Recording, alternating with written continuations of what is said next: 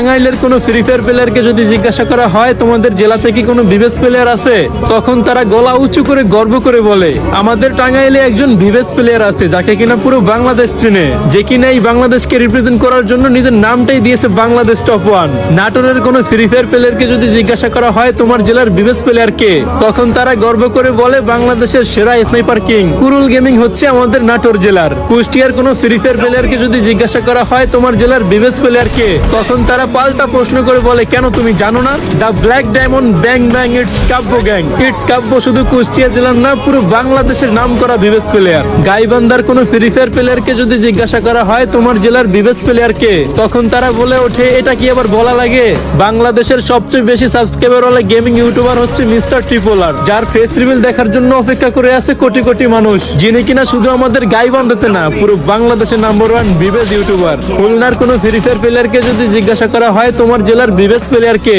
তখন তারা এক কথায় বলে ওঠে বর্তমানে টিকটকে যে কাপাইতাছে ট্রেন্ডিং সেই আমাদের খুলনা জেলার একমাত্র বিবেস ইউটিউবার একে মিরাজ গেমিং। নোয়াখালীর কোনো প্লেয়ারকে যদি জিজ্ঞাসা করা হয় তোমার জেলার বিবেস প্লেয়ার কে, তখন তারা বলে ওঠে আমার জেলার বিবেস প্লেয়ার হচ্ছে জিডব্লিউ সিয়াম ভাই। আর আমাকে যখন কেউ জিজ্ঞাসা করে যে তোমাদের ভোলা জেলার বিবেস প্লেয়ার কে, তখন আমি হতাশা ভরা চোখ নিয়ে নিচের দিকে তাকিয়ে বলি আমাদের ভোলা জেলায় কোনো বিবেস প্লেয়ার নাই। তোমাদের কার কার জেলায় কোনো বিবেস প্লেয়ার নাই আর কার কার জেলায় কোন কোন বিবেস প্লেয়ার আছে আমি কমেন্টে দেখতে চাই। তোমরা যারা